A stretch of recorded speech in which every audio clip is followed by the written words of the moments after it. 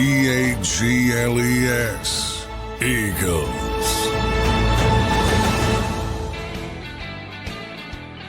Welcome in, everybody, to a Football Friday edition of Birds 365. It's Wild Card weekend, so maybe the best Football Friday of the year so far. Johnny Mac, how you doing on this Football Friday? Doing well. Yeah, we got it started earlier because of the college football playoffs. So you got Thursday, Friday, plus wild card weekend. So Yep. Yeah, some good football going on. Big game last night. Penn State loses. Notre Dame moves on. A tale of two halves. Penn State dominated early. Notre Dame answered in the second half and gets the win off a Drew Aller interception. Not pretty for the Penn State fans out there. We'll kick that game around a little bit later on in the show, John. I do want to get right into the Eagles updates this morning. We'll talk to Les Bowen in hour number 2. A big thanks to all the great people who are watching this morning. Don't forget to hit that like button for us. And drop your comments down below. I'll always read them either during or after the show. So big thanks to everybody there. Johnny Mac, a little update from Eagle Land. What went on yesterday at practice? You know, A.J. Brown wasn't out there. What do you know about the A.J.? Yeah, 11 was not practicing. Yeah, So what do you know anytime about it, that happens, the Eagles claim nothing to worry about. Part of the plan to get him to Sunday as healthy as possible. Which is fine. He's going to play, but he's not 100%, and that could be an issue. So, I mean, everybody's banged up this time of year. We always talk about that. But, you know, there was also the rest in week 18. So he's dealing with something somewhat significant, and he's going to play through it. But it's the thing. Similar on the other side with Jordan Love. He's going to play. How healthy is he going to be? Right. A.J. Brown's going to play. How healthy is he going to be? And that's a wait-and-see mode. Any concern for you? Any real legitimate concern on that injury for you? I mean, A.J.'s no stranger to knee injuries. He's been dealing it, nursing it. I think he dealt with it even all the way back to Tennessee. Any major concern with this injury, or just kind of late in the year where you're, Well, the fact that sort of like what the same reason I wasn't concerned about Jalen Hurts resting everybody in week 18 is why I am concerned about A.J. Brown. If that makes sense. Because he rested, I don't want to use the term, he rested for a less nebulous injury. Because his knee hurts. His knee's not right. And you would think after the week he had been playing, you would think after the week he'd be better, and he's out there not practicing again. So that's why I'm a little bit concerned with that. Whereas Jalen, no matter what the Eagles say, sorry, Eagles, you're bullshitting people. You slow played it on purpose. There was no concern that Jalen Hurts would get through the protocol. He'll be cleared today, likely talk to us today, but there was no real worry inside the building about that. Here you're legitimately trying to manage somebody through something to get them to the game. Right. And it's one of your best players. And what is it, a lingering just knee soreness? Do you know anything about what is going on with the knee or what? They're never going to be they're never going to be specific. Yeah. But clearly it's more than knee soreness or, he's dealing with something. And it happens to everybody this time of year. But again, because they already rested him last week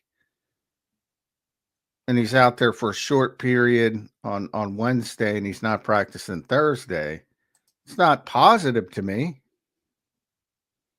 at all. But, he's not the first star player to not practice very much during the week and show up for the game and play at a high level. So it's possible. But obviously he's clearly dealing with something that's somewhat difficult. No doubt about it. Got to keep your eye on that. Star receiver A.J. Brown nursing a knee, missed practice yesterday, and he also left practice on Wednesday, right, after 10 minutes or so, right, Johnny Mac? Well, that's the problem, that and I don't know if it were 10 minutes or, the actual whatever time it was, frame, a brief period of time. Yeah. Yeah, I mean, that's the problem. That's why it's somewhat of a concern. But obviously he's going to play, but he's not going to do much getting up to the game. We'll see how it goes. John, what's the latest on Jalen Hurts? There's a couple of people who continue to ask me in the comments. They're just confused by the protocol. They're not worried about Jalen at this point. We all know he's going to play, obviously. But what is Wednesday? He was back on the practice field for the first time in a limited role. Yesterday, he was a full participant in practice. Yesterday, is that the 2 steps you need to do to clear the protocol? And then you said you expect him to clear that protocol today. Am I on board, or what does that look like? Because people were asking, when will he be out of the protocol? Should have been on my Twitter account. I posted it for everybody to see. Yeah, and you told him to go and read it. Yeah, the 5 stages of the concussion protocol. Where the Eagles slow played it is you have to practice to get cleared. So obviously he didn't practice the week prior. So by definition, he couldn't be cleared. So basically, you got to go out there and do something, which would have been the Thursday from the standpoint. Then you got to wake up, feel good, report no symptoms, do the same thing again. Sorry, that would be Wednesday and Thursday. Thursday would be the second day. And then independent neurologist has to clear you, which there will be no concerns about that. So he will play, and he'll obviously be the starting quarterback. And there's no issues with Jalen Hurts was upgraded to full participant. He'll be a full participant today, and he'll play the game. But, yeah, it's very nebulous. That's why I use that term. 5 different stages: symptom limited activity, aerobic exercise, football specific exercise, club-based non-contact training drills, and finally football activity and then clearance. That's what he went through yesterday. Full football activity and clearance. He'll be cleared to play for the game. Good stuff there. So Jalen Hurts on pace. Looking over at the opponent, Jordan Love was also a full participant yesterday. A little bit of footage came out of him throwing. You can't make too much of the footage that comes out, but did look like he lacked a little zip on the ball from my perspective. Maybe that's just my eagle-colored glasses telling me that something's going on there, but looks like they will be healthy coming into the game, at least with the Jordan Love front as well. But still something to watch. I think back to that 22 NFC title game where you turned Brock Purdy into a chicken wing and you hurt the elbow and he was gone, done for the game. So if Jordan Love has any lingering elbow issues, that pass rush could have an impact on that. Well, you don't have Hassan Reddick. We were talking about that yesterday. I mean, Hassan Reddick was a big time edge rusher that year, 4th defensive player of the year voting, one of the great defensive seasons in Eagles history. And he wrecked that game. And that was a clean hit, and he knocked Brock Purdy out. He also knocked Josh Johnson out of the game. Yeah, he did. That's right. Which they had McCaffrey playing quarterback. Yeah, they had McCaffrey playing. So, I mean, I wouldn't count on that happening, but you'll be able to see if Jordan Love is dealing with something early in the game, because he's not a guy who doesn't have zip on the football. So it'll be noticeable. Yeah. One of the hardest throwers in the league, actually, Jordan Love. Yeah, he's big arm. He's got a big arm. He can get the ball down the field. So it'll be pretty noticeable early on. And that's sort of what we're talking about with AJ at a different position. Obviously, he's dealing with something. How healthy is he going to be? That's why you play the games and see. But they did upgrade him to full participation, so that's a positive from their standpoint. And I wouldn't take too much by practice throwing video. Yeah, no, I'm not. As far as the AJ Brown front goes, I don't want to delegitimize it. It's obviously he's dealing with something, but as far as the game goes, I think he's going to be fine. I mean, I know it's a little weird to have the knee lingering, but I feel fine about him going into the game and playing good. I mean, What are you going to get? An 80% A.J. Brown out? I don't know. I feel like he's going to leave it all out in the field no matter what. It might linger a little bit, but as long as it's nothing structural that would keep him out of the game, I mean, what could it be? Soreness, a contusion? I don't know what we're talking about here. If it's not something that could get worse from playing on, then I would have no concern about A.J.'s ability to contribute in the game.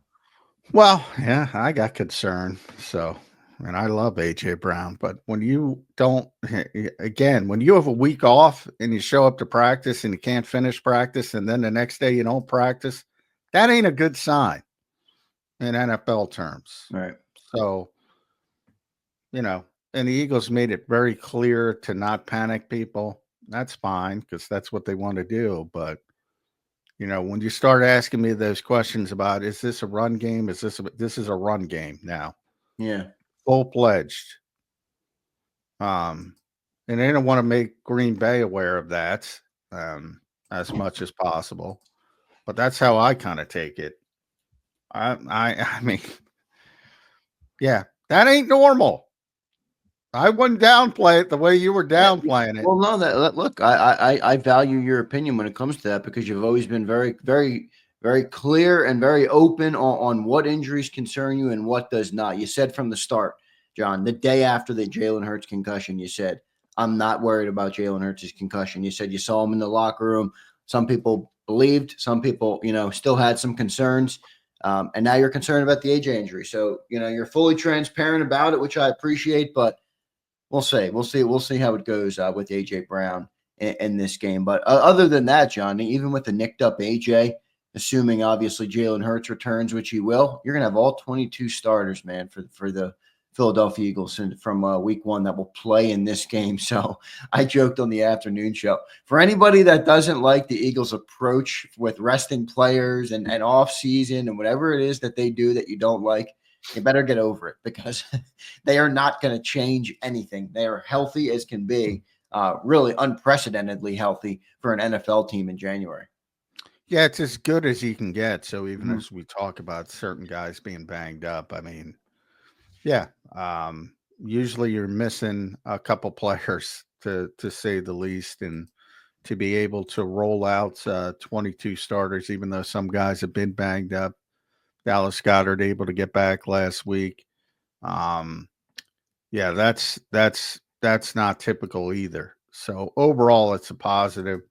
When you're talking about Green Bay and their quarterback being banged up and everybody's overblowing this Christian Watson injury. I don't want to, because I feel bad for the kid tearing his ACL, but I'd be worried about TJ Slayton. And that's a guy nobody knows about. That's their nose tackle. Very good young nose tackle. He's been dealing with an ankle injury. He did not practice on Wednesday. He was limited yesterday.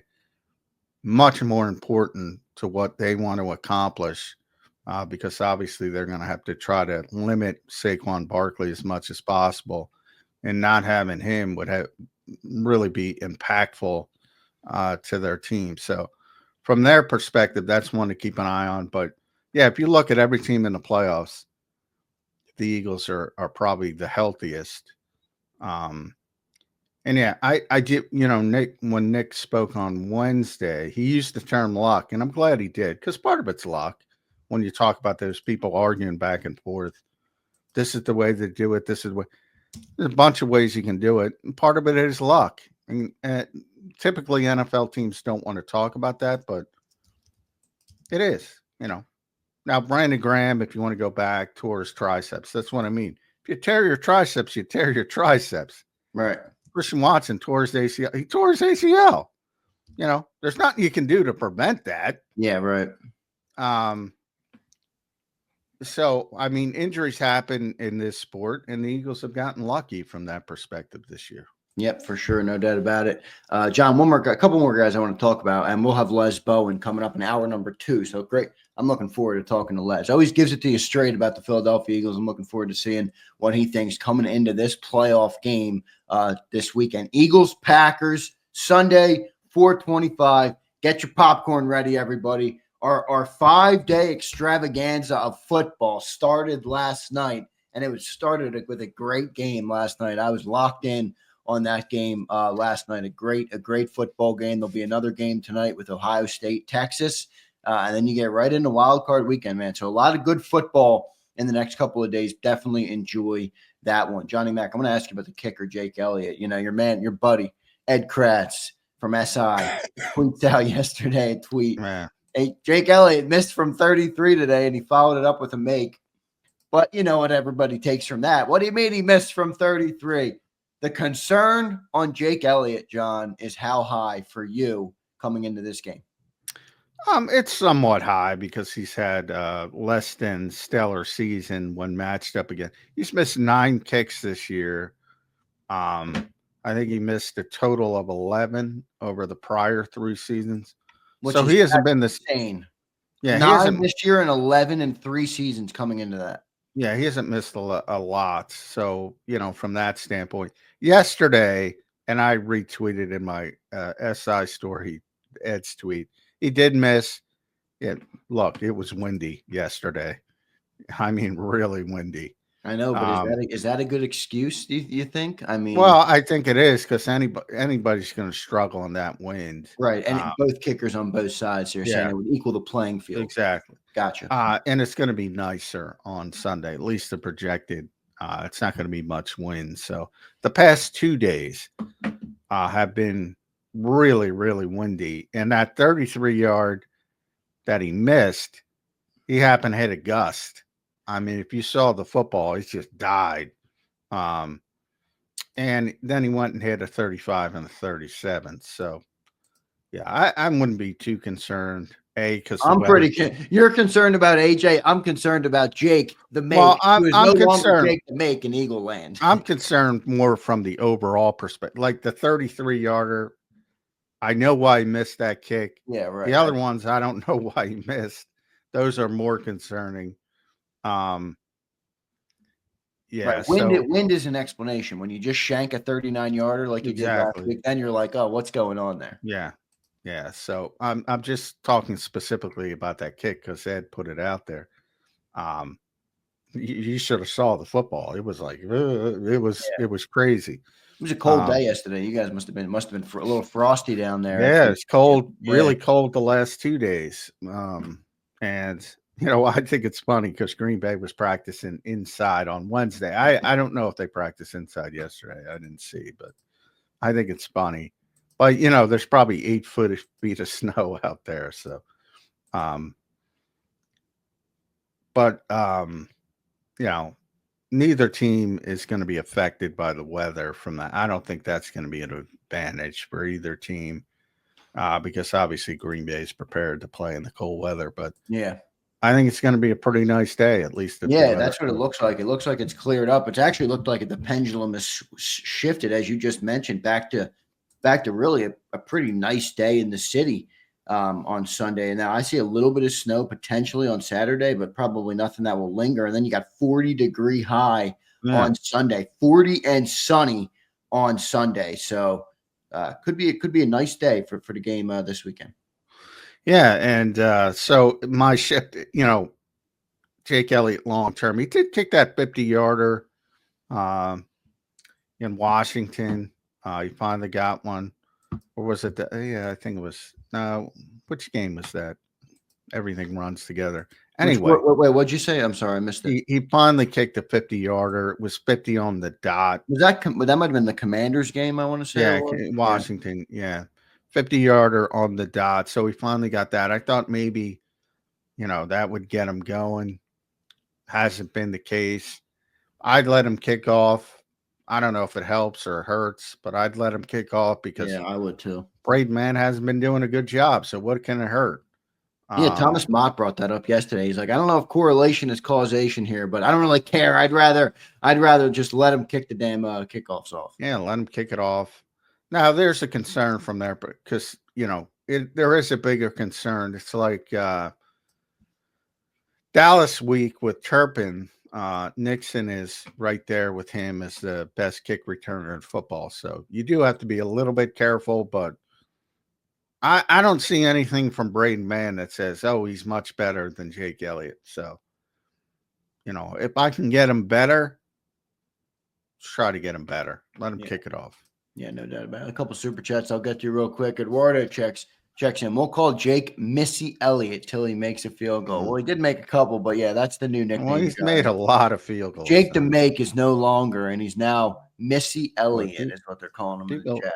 People turn on you quickly. He's made a lot of field goals too, guys. Yes, but this is the season, John, and it's a new season. We're 14-3. Everybody's got high expectations, and if we blow it off a kick, off a field goal, people are not going to be happy with Jake Elliott. Got a Mitch Jeter it and hit the Mitch Jeter last night with a couple clutch kicks.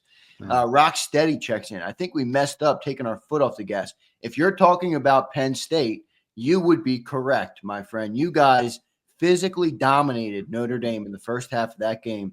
Notre Dame, simple football, John. Football at its purest form. They couldn't stop the run, and they couldn't run the ball. And Penn State only took a 10-3 lead going into halftime, which I knew at the time was a mistake. They couldn't get more points on the board. Then they took their foot off the gas, and Notre Dame came out, drive right down the field, and went back-to-back touchdowns. That was a good game, though, last night, John. Did you catch that game? Yeah, I caught most of it. I didn't see the early start, so I saw pretty much from the second quarter on. Boy, I think Notre Dame would be better with their backup quarterback. I do too. To be honest, he came in for like 4 or 5 plays and just started slinging that thing. Yeah, he's much more equipped to. But they won the game, so you have to give Riley. I'm not a big Riley Leonard guy. More of a poor man's Tim Tebow, as I like to call him. Yeah, that's a good way to put it. I like him as a guy, but he's not. I just don't. And I forget the backup's name, but he can really sling it. But Notre Dame's kind of amazing. I mean, they're like the Lions of college football. I mean, they're two best. You talked about them not being able to stop the run.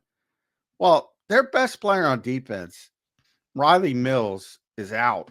Right. And I don't know if you've ever seen him play, but he's like the typical college guy who looks like he doesn't belong in college. Yeah, right. Like he's just bigger and stronger and more, and he looks like an adult playing with kids.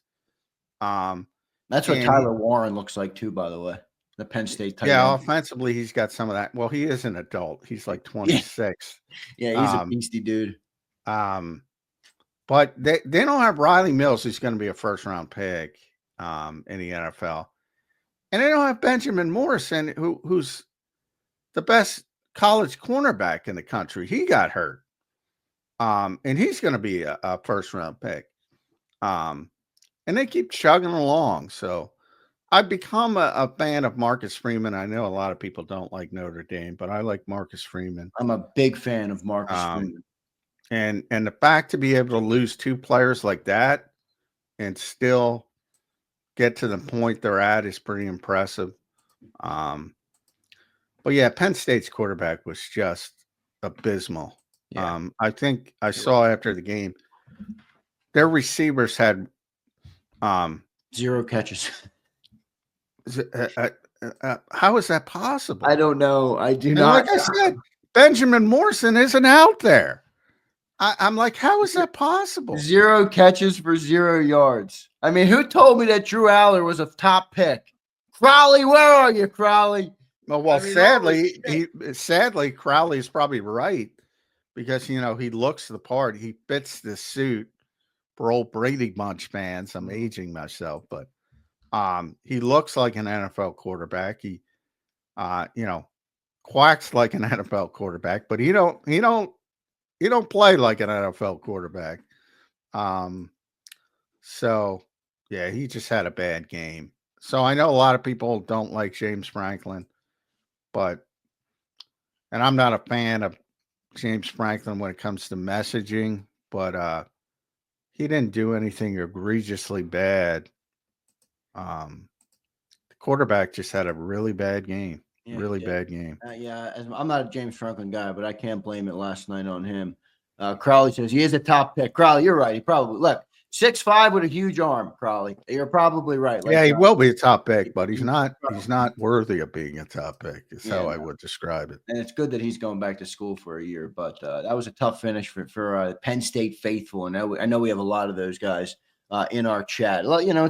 That's the funniest funniest thing, the Pennsylvania thing is, you got your Irish Catholics and your guys in South Philly who love Notre Dame, and you got your Penn State bunch. So it's a nice split between those two guys. I had Notre Dame in the game, so I'm good with the outcome, and I'm with you, John. I'm a big Marcus Freeman fan. I like him. I had Notre Dame in the game simply because of Jeff Kerr. So, Yeah. sorry, Jeff. Yeah.